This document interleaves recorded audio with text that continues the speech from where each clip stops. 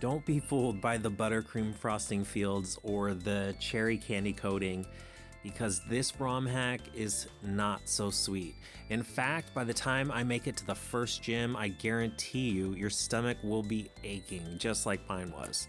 So, today I'm playing Pokemon Sweet version. Oh, and who am I? I'm I Want Your Burger. Who are you? Well, whoever we are, it is time to get going on this adventure. And first thing you're gonna notice is that all of the Pokemon here seem to be edible. That's right, these Pokesweets are native to this Kanto-like region, but they're nothing like the originals. Additionally, you'll find a new storyline in this ROM hack, new characters, new typing, and of course, new Pokemon designs, or Pokesweets rather. So after getting the introductory battles against your rivals over, we can take a closer look at our starter. Brownisaur is a chocolate and cherry type Pokesweet, and we've got some vanilla type moves and some cherry type moves. So at the moment, I'm not an expert as to what type trumps what type. But one thing I'm sure of is I'm tired of this hot dog. He's everywhere I go, no matter what ROM hack I'm playing, it seems. But his Popsichu is really cute, and I can't wait to add more Pokesweets like this to my cookbook. Okay, so now that the story is set, we can start hunting for these Pokesweets, and I'm really excited to see what I find first. So we're gonna grab a free sweet ball here, and the first one I'm going to encounter is a Meowfin.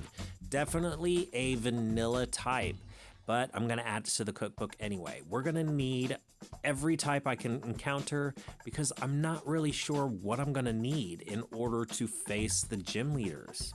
Okay, great. So now that I've added a few Pokesweets to the cookbook, I'm going to head into Flower Town and check out what is written on the board at the baking school. So see if you understand this, but it's all written on the board, plain as day. Here are all of the type advantages. Cherry, strawberry, and apple are all effective against orange, but lose to raspberry, which loses to grape and blueberry. Orange beats banana and lemon, which in turn beat each other. Lime beats blueberry, but loses to banana and lemon. And those are the basics? I'm not really sure how basic that is, but I gotta say, I need a little bit of a visual reference. So I'm just gonna try by trial and error. And another strategy I will employ is just catching every new Pokesweet I possibly can. That includes apple types, grape and blueberry types, all of the flavors.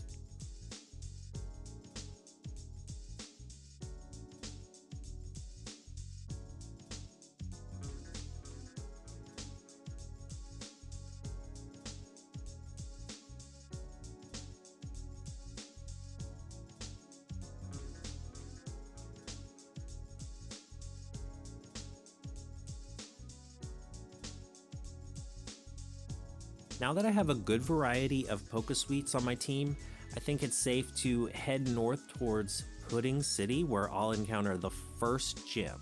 Now I still want to find a Popsichu, and Hot Dog had one, so they've got to be around here. Bingo! We're going to add that to the cookbook post-haste. And while we're on the topic of the cookbook, I will be completing the cookbook just as I would any Pokedex. But first things first, we've got to make our way to Pudding City, through the Flower Forest, to collect that first badge.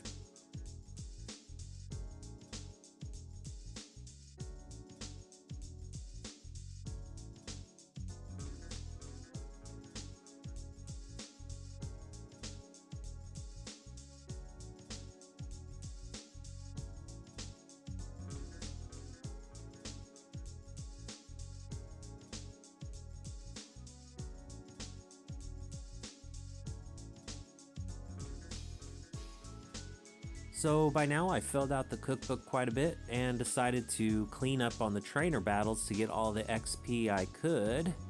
And I gotta say, I was a little worn out from all of the double battles, so that seems to be the default around these parts, and by the time I left the forest, I was kind of feeling like this guy, to be honest. But when it comes to candy, I've always got a little bit of room left for more.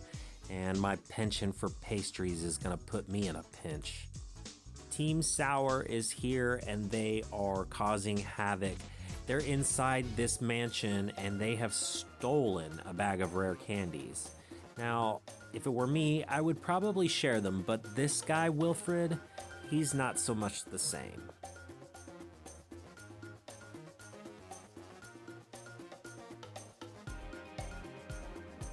Now, I could really use a bag of rare candies because I've really had to put some effort into leveling up my team thus far. That, coupled with the fact that I wasn't quite a pro at the type advantages just yet, made that battle a little more challenging than I expected.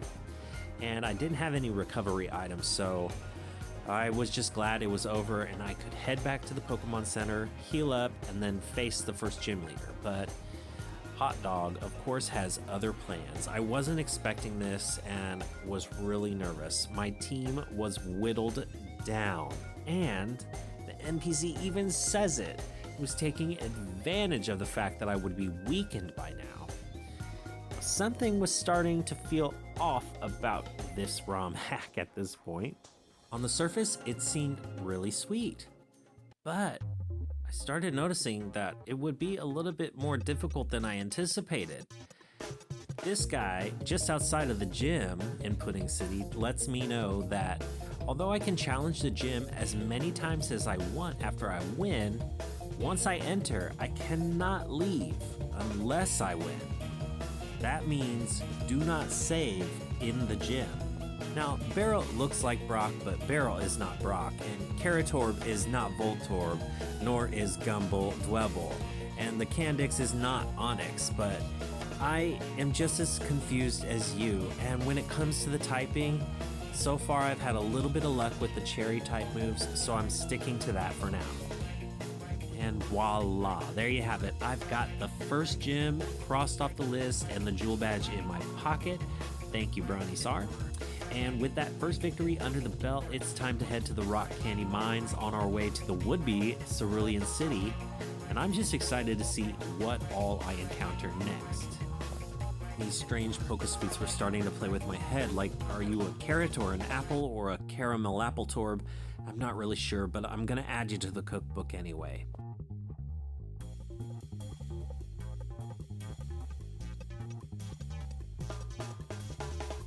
And the trainers started to get a little bit more challenging, but I managed to make my way to the Candy Mines. Not before evolving my Browniesar into a Chocosar.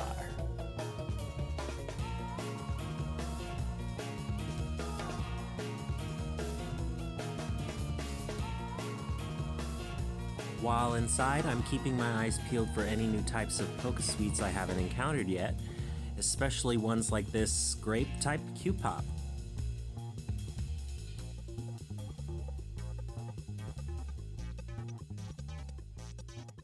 And a Cherry Lime Mintonite.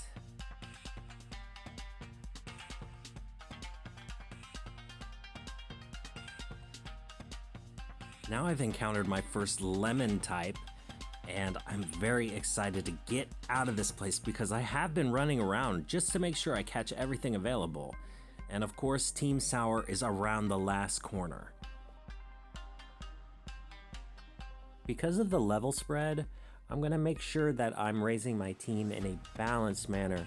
Otherwise, these doubles matches will leave me with a bitter taste of defeat in my mouth. I was fighting this out the hard way because the highest leveled Pokesweets on my team didn't necessarily have any type advantages over the trainers I was encountering here inside the mines. Either way, I knew that I would have to start grinding some more levels before I could face Fizzy at the Orange City Gym.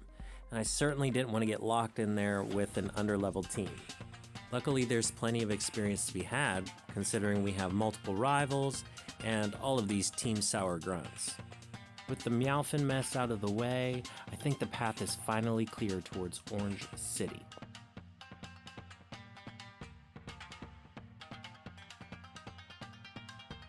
Mark and Katya scurry off ahead of me, but I'm not too far behind them. In fact, I meet Mark once again just across the Jelly Bridge, and he challenges me to another trainer battle. So let's see what that team looks like now.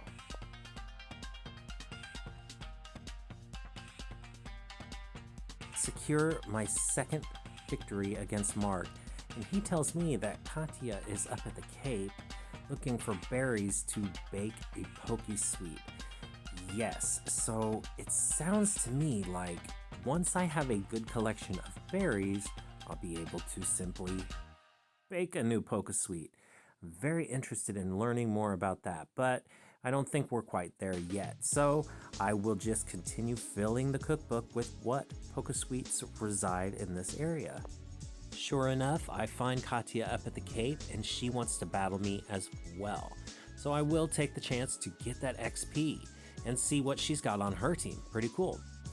Alright, so now it's time for me to plant every type of berry I have in the pouch, and hopefully later I can come back and collect the ingredients for a Pokesweet that I can just bake. Before long, I've got 15 Pokesweets in the box, and I've got a team of 6. The question is, which ones do I select now that I'm ready to face the gym here in Orange City? And who loves orange soda more than a girl named Fizzy? I don't know. I'm pressed to find out. Luckily for me, while grinding in the orange meadow, I discovered that Applin had some moves that were super effective against the orange type Pokesweets. So while I may not have been a very good student at the baking school in Flower Town, I am pretty observant, and I did notice that the chocolate type and the vanilla type weren't mentioned at all on that blackboard. So there were still some questions I had about the type advantages. But I was able to collect the soda badge and forge forward, and of course, you know what that means. It's time to hunt around town and see what Pokesweets we can find.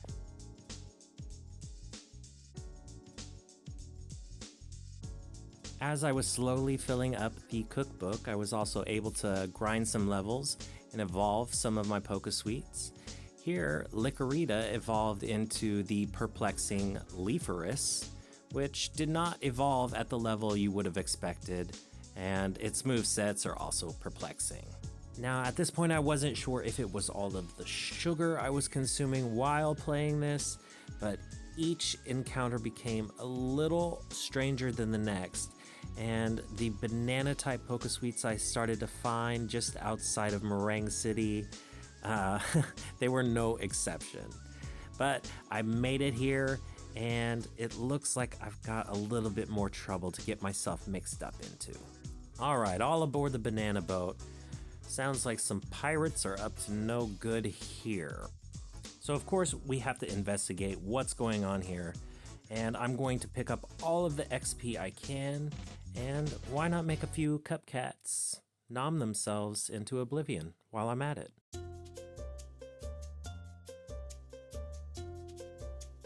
Now, some of these trainers on the SS Banana had some pretty strange looking Pokesweets, but when I started talking to the Chocolate Bunny, I started having some major concerns for my well-being. To be honest, I didn't really know what was going on. I just knew that all of a sudden these pink-panted pirates were becoming a real pain.